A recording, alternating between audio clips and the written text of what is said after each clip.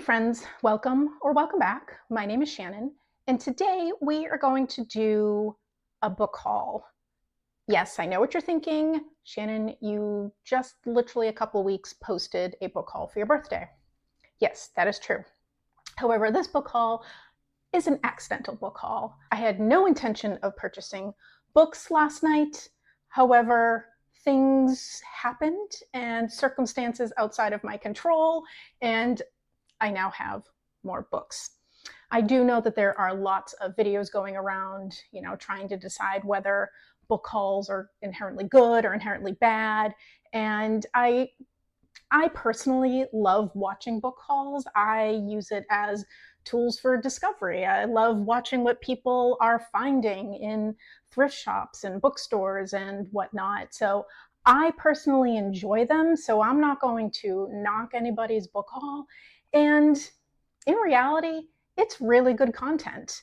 The video that I was going to post this weekend, I'm just not ready. And so originally I was not going to film this video, but I'm not ready with my other video. So this is going to be quick and easy. And here's where we are. So what happened was my partner and I have a garden, and a pretty decent sized garden, and we grow tons of tomatoes and peppers and herbs, and I have a great crop of butternut squash coming in. I'm very excited about it. So a lot of the peppers that we grow are hot peppers, and my partner loves to make hot sauce. So last night, my partner started making a whole bunch of hot sauce with ghost peppers and habanero peppers and jalapenos, and he basically pepper sprayed the entire house. I couldn't breathe. I couldn't see. I was coughing. I'm not a huge hot sauce eater, so this is all for him. And I had to leave the house. I just couldn't sit in the house anymore. So I got in my car. I grabbed my purse. I literally had no idea where I was going to go. So I decided to drive to the nearby shopping center. I was going to go to Sephora, maybe pick up some replacement skin cream or whatever. And Barnes & Noble is right next door to the Sephora. And of course, it was like an hour before closing. So I'm thinking, I'll just go in and poke around. There's no way I can do much damage in an hour before closing. But how wrong I was. So I did actually get a pretty good amount for what considered just me an hour of wandering around the store. So let me, stop babbling on and let you know what I got. So I'm probably going to show these to you by editions. I like to collect editions of books, either vintage classics or Penguin classics or Oxford classics. And in this case, I have New York Review of Books, McNally editions, etc. So I love collecting collections. And I will get through them someday, I promise. I obviously have not read all of the books in my collection, but I do like collecting collections. That makes sense. So the first collection, I got 3 books from the McNally editions. I love McNally editions. I just think the covers are great. The stories that they publish are great. And they're still a little tight, so they're not always the best to hold, but usually the stories are short, so it's not like you're holding this open for a long period of time. So the first I got is Ladies of the Rachmaninoff Eyes by Henry van Dyke. And this is set in a small Michigan town in the late 1950s. The widow, Etta Klein, wealthy and Jewish, has for more than 30 years relied for aid, comfort, and companionship on her Black housekeeper, Harriet Gibbs. Between Aunt Harry and Etta, a relationship has developed that is closer than a friendship, yet not quite a marriage. They are inseparable, at once absurdly unequal and defined by a comic codependence. Forever mourning the early death of her favorite son, Sergeant, Etta has all but adopted Aunt Harry's nephew, the precocious 17-year-old Oliver, who wound up being raised by both women.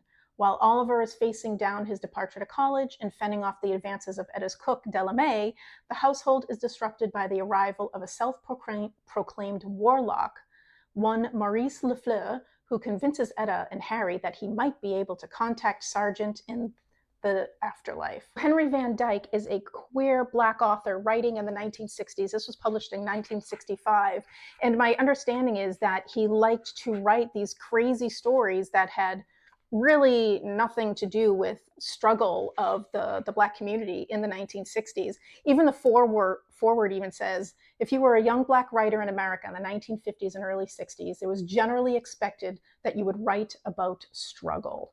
And Henry Van Dyke does not do that. And so I'm very much looking forward to reading this because it just seems like a whole lot of fun. Next is The King of a Rainy Country by Brigid Brophy. And this is about 19-year-old Susan. She takes a job with Finkelheim, the shady bookseller across the street from her flat in London's grotty bohemian Fitzrovia. She has no plan beyond making the rent and treading water till something better comes along. One day, however, leafing through the erotic books that are Finkelheim's main stock in trade, she stumbles across a nude photograph of her old schoolgirl crush, Cynthia.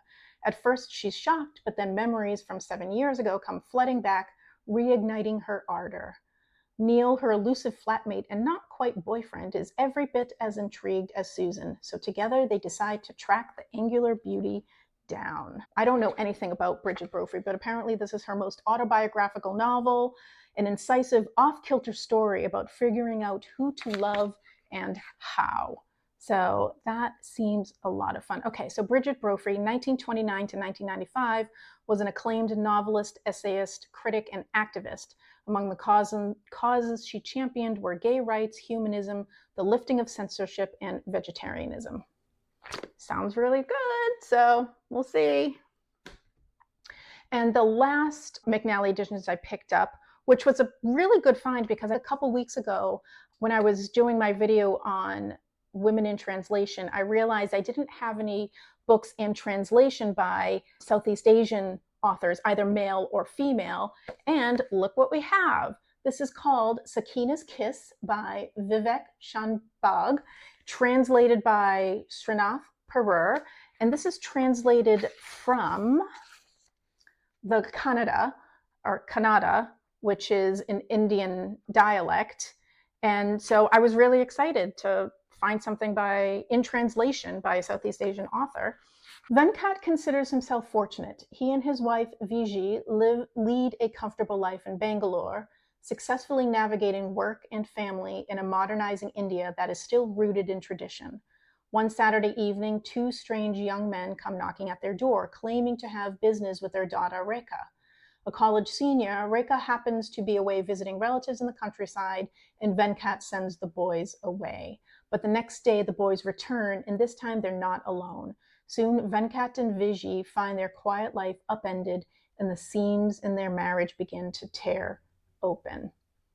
So I am looking forward to reading this specifically because I have no literature in my collection from this area of the world. The next two are from the NYRB, or New York Review of Books editions, which I love, and I have a whole bunch. Again, they just, like McNally, they just really find great stories to publish, and I really enjoy reading them. So the first is The Girl with the Golden Eyes by Honore de Balzac, and Balzac is a classic French author. And I have nothing in my collection from Balzac, and this is actually, I do have something else that I picked up in this haul from Balzac, so we'll talk about that in a second. And so this is part of some human comedy series that Balzac wrote. I don't know much about him. All I know is this was teeny. I liked the title. I liked the cover. And this is a handsome, brilliant, consummate hedonist. Henri de Marseille believes in neither man nor woman, neither God nor the devil. He believes in Paris, a city of decadence and sin, a city where every passion is resolved into gold or pleasure. From the first moment Henri catches sight of the girl, he is infatuated, and so is she. Though closely guarded by a stern chaperone, she manages to brush against him in the street and squeeze his hand. Desperate for another glimpse of this woman of fire, Henri returns every day to where he last saw her until he learns her name. and her address, a forbidding mansion on the Rue Saint-Lazare protected by vicious dogs. Penetrating this palace becomes Henri's obsession. He makes elaborate plans and enlists the help of a secret society, but when at last he enters, he learns a bitter truth not only about the girl, but about his own half-sister. His erotic quest ends in bloodshed. This sounds really dramatic for such a teeny little thing. So I'm really, really interested in this here. And the second NYRB book I got is Sleepless Nights by Elizabeth Hardwick. And this is where a woman looks back on her life, the parade of people, the shifting background of place, and assembles a scrapbook of memories, reflections, portraits, letters, wishes, and dreams. An inspired fusion of fact and invention, this beautifully realized, hard-bitten, lyrical book is not only Elizabeth Hardwick's finest fiction, but one of the outstanding contributions to American literature of the last 50 years. So this seems a little bit like autofiction. So Elizabeth Hardwick is writing about her life. I'm assuming at this point, the character in here is going to be middle-aged, thinking about, choices that she made, etc. Pretty much where I am in my life right now. So definitely looking forward to checking this out. Next, I got 3 modern library classics. I've only just recently started collecting these, but I do like the fact that they're nice and floppy. Gotta love a nice, especially when the stories are big. And you like a nice floppy book. So the first one, going back to Honore de Balzac, this is Lost Illusions. And this was written in between 1837 and 1843, and it is the story of Lucien Chardin, a young poet who tries desperately to make a name for himself in Paris. Handsome and ambitious, though naive, Lucien is at first patronized by the beau monde, but after being denied the social rank he thought would be his, he begins a long descent into the underside of Parisian life. So this is actually quite a thick girl. So with notes, 721 pages. So we'll see. I'll first test if I like Balzac with this, since it's tiny, and then hopefully move on to that. Next is the Kreutzer Sonata by Tolstoy, and this is a revised translation by Isai Kamen, and this is teeny. I'm currently reading Anna Karenina by Tolstoy, and that is not teeny, and I'm having a hard time with it. Not because of the writing, but I'm having a hard time because I hate Anna. I just hate her, and I don't want to go any further in the story because she's pissing me off. So I have it sitting. Actually, I think, you can't see it. It's sitting on the table behind me, and it's been there for like 3 weeks. I haven't been able to pick it up. I'm hating Anna, and so I'm needing to force myself to pick it up. We'll see what I do with that. Anyway, Tolstoy, teeny little novella here. And this is when Marshal of the Nobility, some Russian word I can't pronounce, suspects his wife of having an affair with her music partner, his jealousy consumes him and drives him to murder. Controversial upon publication in 1890, the Kreutzer Sonata illuminates Tolstoy's then feverish Christian ideals, his conflicts with lust and the hypocrisies of 19th century marriage, and his thinking on the role of art and music in society. So it sounds pretty interesting. And then the last modern library is The Lost Girl by D.H. Lawrence. I've actually never heard of this story. I have several books by D.H. Lawrence, specifically Lady Chatterley's Lover, very, very famous book causing lots of scandal, but I've never heard of The Lost Girl. And on the back of the book says it's D.H. Lawrence's forgotten novel. So there we go. This is a passionate tale of longing and sexual defiance, of devastation and destitution. Alvina Houghton, the daughter of a widowed Midlands draper, comes of age just as her father's business is failing.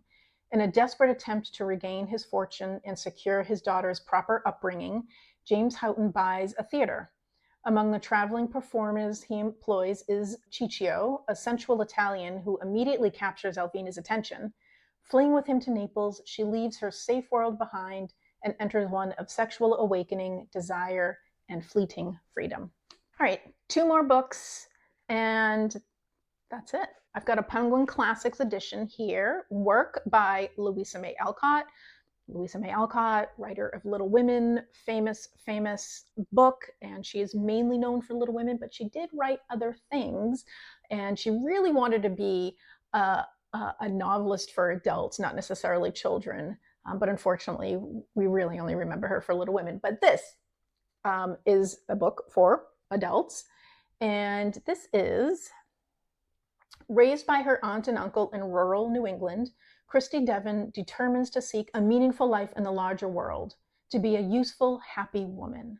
She finds employment as, among other things, a servant, an actress, a governess, and a seamstress. But her search for success becomes a deeper search for fulfillment, with Christy discovering the possibility of work as spiritual sustenance. And this was published in 1872 and is supposed to be an exploration of Louisa May Alcott's personal conflicts and a social critique, examining women's independence, the moral significance of labor, and the goals to which a woman can aspire. So, Louisa May Alcott being a feminist, I guess. And then last, and I'm so excited I found this book in the wild, and that is The Wall by Marlen Haushofer. I've been looking for this in the wild for a very long time, ever since I read I Who Have Never Known Men. And my understanding is if you like I Have Never Known Men, you will like this, because it's sort of a similar dystopian woman alone trying to figure things out type book. And this was written in German, so I believe Marlen Haushofer is Austrian. So this is translated by Sean Whiteside from the German, and it was originally published in the 1960s. While vacationing in a hunting lodge in the Austrian mountains, a middle-aged woman awakens one morning to find herself separated from the rest of the world by an invisible wall. With a cat, a dog, and a cow as her only companions, she learns how to survive and cope with her loneliness. Allegorical yet deeply personal and absorbing, The Wall is at once a critique of modern civilization, a nuanced and loving portrait of a relationship between a woman and her animals, a thrilling survival story, a Cold War era dystopian adventure, and a truly singular feminist classic. Of all the books that I managed to snag in this haul, I'm actually most excited about this one because I had been looking for it in the wild for a while. So that is it. That is it for this accidental book haul that I was not intending to purchase any of these books, but I was driven out of my house. And, I did a lot of damage in an hour. I don't know how I did that. But anyway, have you read any of these? Please let me know. I would love to hear from you. And do you also collect collections? Let me know. I would love to hear from you. What are your favorite collections? Thank you so much for joining, and I hope you have a great day. Bye.